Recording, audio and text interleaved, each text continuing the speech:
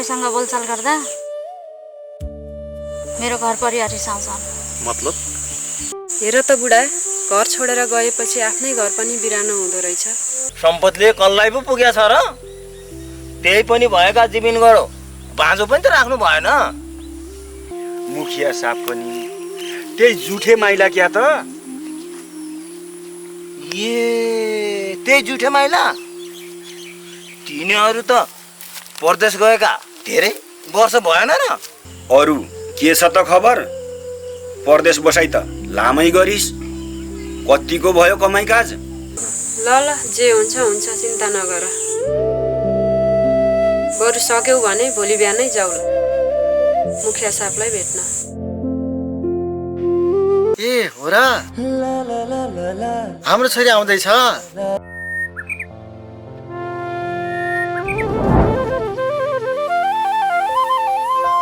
हरे कृष्ण गोविन्द हरे मुरारे, हे नाथ नारायण।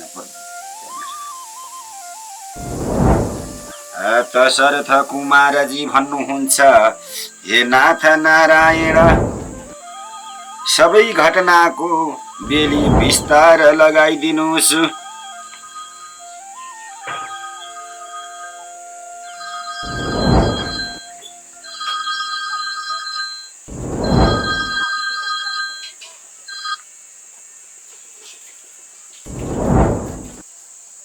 हेलो,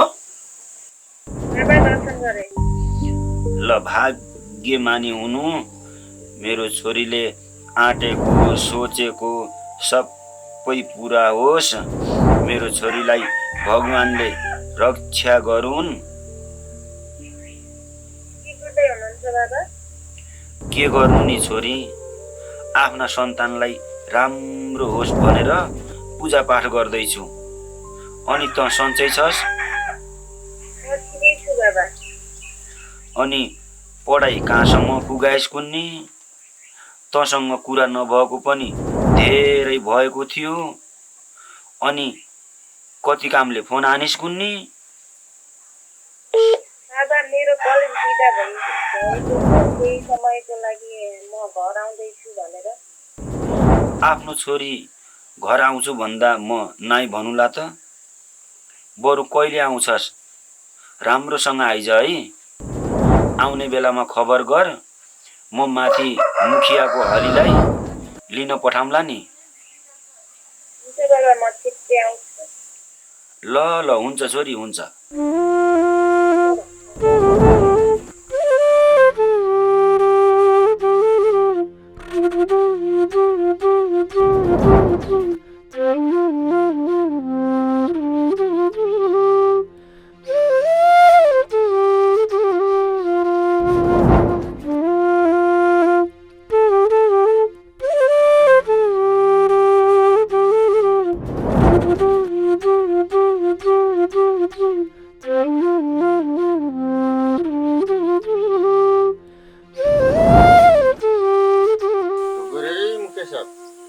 ल भागी माने भाइ, यतै बस्नु त। हुन्छ मुखिया साहब। कहिले आइस् त? म अस्ति नै आइपुगेको मुखिया साहब। अरू खबर के छ त? ठिकै छ मुखिया साहब। को आइपुगेछ घरमा भनेको त जुठे माइलो पो आइपुगेछ त। है मुखिया साहब, अस्ति नै आएको भन्छस्, अहिलेसम्म घरमै थिइस्? भेट्न पनि आएनस्। अनि यो खुट्टामा के बनाइस् त? के गरौँ मुखिया साहब, परदेश सबैको लागि एक हुँदो रहन्छ। यो अभागीलाई जहाँ गयो भने सुख कहिल्यै भएन। परदेशमा काम गर्दा गर्दै चोट लागेको खुट्टामा अहिलेसम्म निको भएकै छैन। ल ल, राम्रोसँग ख्याल गरेस्। खुट्टा जस्तो कुरा पछि समस्या आउन सक्छ। मैले त भेट्न किन आएनस् भन्ठानेको थिएँ। किन नआउनु र मुखिया साहब? हाम्रो यो गाउँमा हजुर बाहेक अरू को नै छ र? हजुरकोमा नआएर कहाँ जान्थे र मुखिया साहब? ठिकै छ त, तँ आइस् राम्रै भयो। अब त गाउँमै बस्ने होलास्। हो मुखिया साहब, अब कतै नगई बाउ बाजेले गरेको पेसा सम्हालेर बस्नु पर्ला। बरु अहिले म जान्छु मुखिया साहब। ल हजुर मुखिया साहब म जान्छु त अब। ल मुखिया साहब म जान्छु त अब।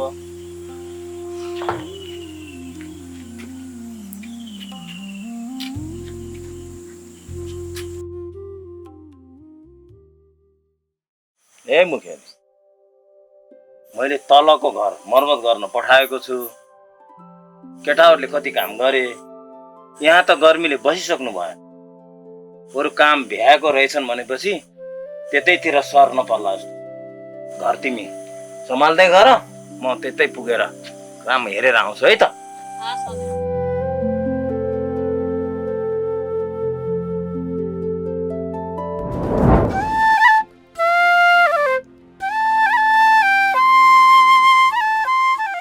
छोरी पनि घर आउँछु भन्दैछ। बाहुनी घर छैन। छोरी आएर आमा खै भन्यो भने के भन्ने होला। बडा अप्ठ्यारोमा परे म त। होइन के को अप्ठ्यारोमा पऱ्यो भन्दै हुनुहुन्छ बाहुन बाजे? मैले केही गर्न सक्छु कि? ढोक गरे है बाहुन बाजे। ल ल आएसमा धुनु। बस न काइली, बसेरै कुरो गरौँ। हुन्छ बाहुन बाजे।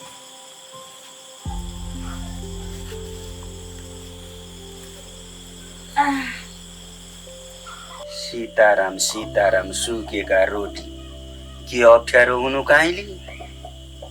छोरीले फोन गरेर म घर आउँदैछु बाबा भन्दै थिए। बाहुनी घर छैन। के भन्ने होला सोधी भने। त्यही भएर म त साह्रै अप्ठ्यारोमा परे भनेको काइली। होइन फेरि आज त बाहुन बाजे कहाँ सुकेका रोटी नयाँ भाषा पनि सुरु गर्नुभएछ। के गर्नु काइली? बाहुनीले छोडेदेखि बिहान हालेका रोटी बेलुका खानु पर्न लायो। त्यहाँदेखि मैले त सुकेका रोटी भन्न थाले काइली। म पनि यहीसम्म तपाईँलाई भेट गरौँ कि भनेर आएको नि बाजे। किन? केही काम थियो र काइली? खासै समस्या त केही थिएन। अलिकति पैसाको खाँचो परेको थियो। बाजेसँग थियो कि भनेर। कति हो चाहिएको काइली? मसँग पनि धेरै छैन। तिमीले भनिहाल्यौ, नाइ पनि कसरी भन्नु। मसँग भएको यही अलिअलि पैसा छ। यति त आफूलाई पनि चाहियो। यतिले काम चल्छ भने लैजाऊ। यति भए पनि हुन्छ बाजे। साह्रै समस्या पर्यो, त्यही भएर बाजेलाई सम्झेर आएको। यसै गरी सम्झिराख है काइली। म सकेको सहयोग गरौँला। हुन्छ बाजे, म अहिलेलाई जान्छु है। हुन्छ काइली हुन्छ। सीताराम सीताराम सुकेका रोटी।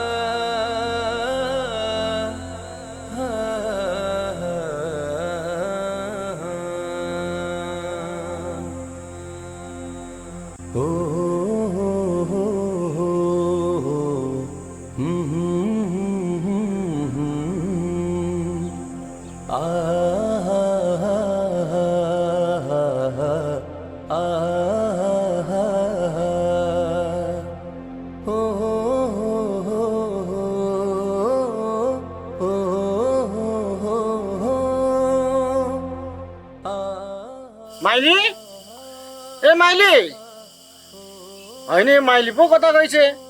माइली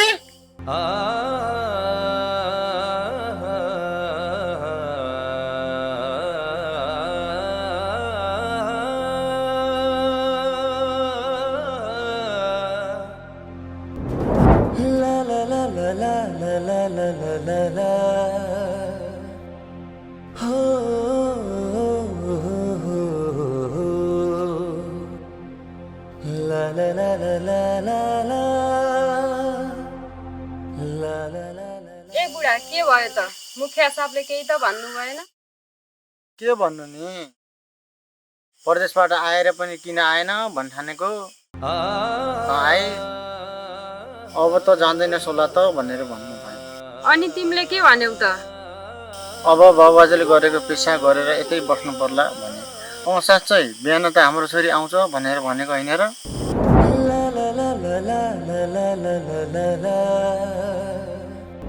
हो अहिलेसम्म त आइपुग्न पर्ने, किन ढिलो गरेछन् त? छोरी त एक्लै आएको छैन होला, छोरीलाई कसले ल्याइदिने भनेछन् त?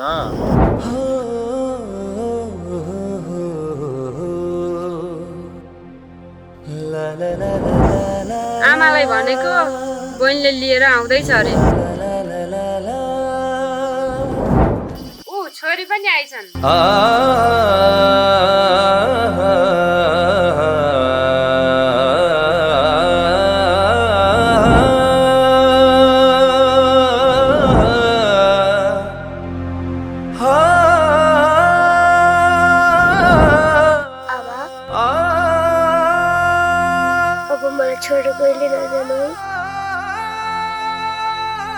जान्न छोरी जान्न, अब तिमीलाई छोडेर कहिल्यै जान्न है। मेरो छोरीलाई अब कहिल्यै छोड्दैन नि है। हुन्छ बाबा, तपाईँ खुट्टामा के भएको हो? बाबालाई अहिले भाषी छोरी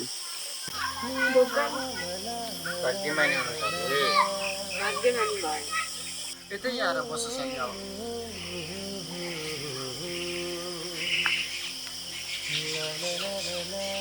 आमा बुवा त सन्चै हुनुहुन्छ?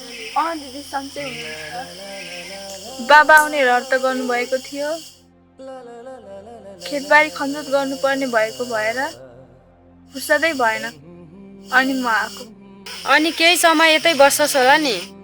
के भन्छ माइली, केही समय त बस्दिनु होला त साले त?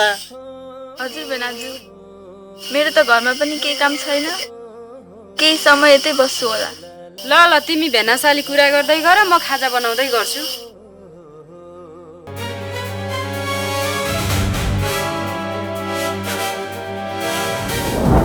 अनि साली पढाइ कहाँसम्म पुर्यायो त? भेना पनि कति जिस्किनु भएको होला, मैले पढ्न छोडिसकेको थाहा पाउँदा पनि। अनि कान्छो भेनाजु आउनु भएन त? किन कान्छो भेनाजुको नि माया लाग्छ र? सोधेको। कि त कान्छी बरी बन्ने हो र साली? नजिस्किनुहोस् है भेनाजु।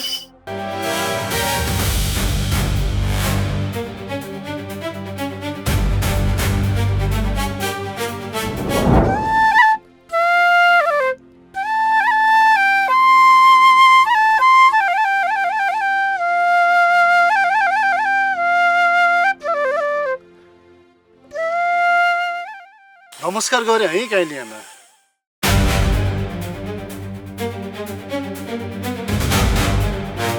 होइन आज कहिले मलाई के भएछ? नमस्कार पनि नफर्काइ जानुभयो, कसैले केही त भनेन?